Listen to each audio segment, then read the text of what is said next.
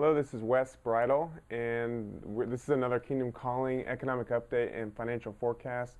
Again, we shot the Coming Storm DVD in November, and there should be a link to that. That gives you a much bigger picture with full context about what's going on in the economy and the season that we're facing.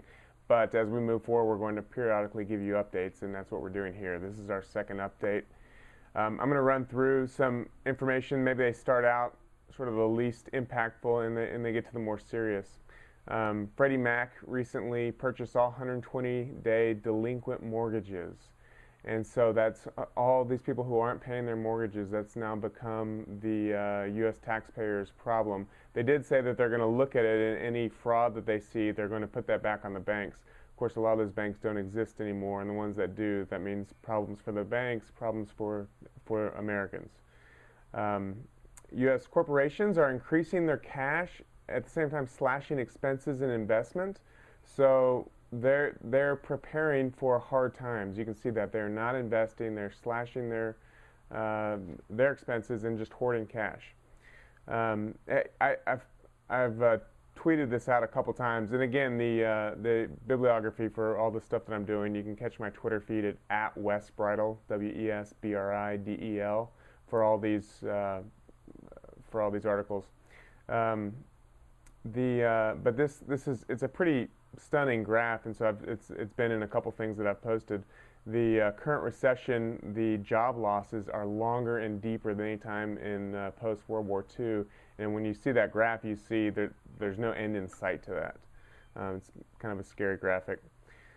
An interesting article, U.S. market outperformance, is that a bearish sign? In the summer of 2008, the U.S. market started outperforming the world, and that ended up being right before a big world crash, and it's doing that again. So it's something interesting to keep an eye on. Moving to the government, economist Arthur Laffer pointed out that because the government is not going to extend the tax cuts, that's going to make the government's books look really good in 2010 and horrible in 2011.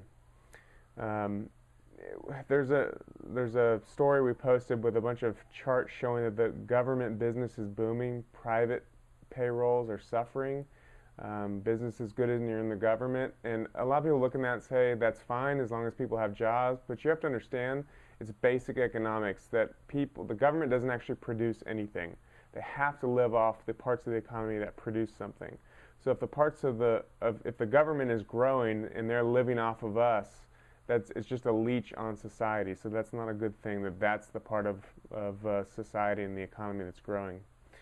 We saw that unemployment was down to 9.7%, so that was cheered widely. At the same time, another report came out at the same time saying that 20,000 new jobless claims came out. So that's government numbers for you. They're kind of the opposite story. There's more government talk of 401k IRAs, of the government coming after those.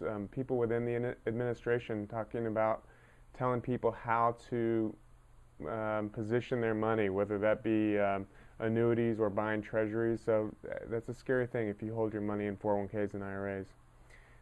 The Swiss, who are generally considered pretty serious about their money, were caught recently. Not caught, it's not illegal, but they were certainly not showing people that they were doing this. They were in Asia selling the Swiss franc. Everyone just about is trying to decrease the value of their own currency, even the Swiss. And there's a secret banking meeting in Sydney, Australia here recently. It was hard. You didn't see this reported anywhere other than in the Australian newspaper. But governments around the world are gathering in Australia secretly to talk about something. It's a sign that they see serious problems that they're not letting on to the people. Signs of inflation. Right after we talked about last week the Fitch downgrade, Moody's also warned that the U.S. could be downgraded. It would be a serious thing to the U.S. dollar if that happened.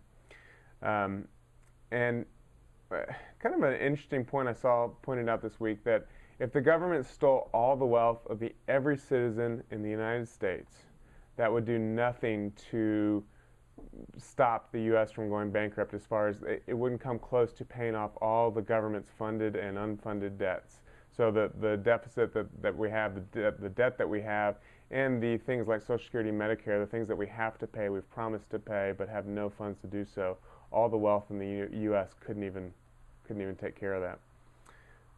And a similar number was that the real deficit is about $5 trillion a year. The government actually does report this. I wasn't aware of this, but they actually report using real accounting principles that if they were to account for things like Social Security and Medicare, the actual deficit would be more like $5 trillion a year. This is a mind-blowing number. ISM commodity survey came out and showed the biggest spike in prices since July 2008. Again, right before the markets crashed before. And a scary thing, China is dumping dollar assets. So there's a poll among the Chinese people. They felt that they were going to have a Cold War with the United States.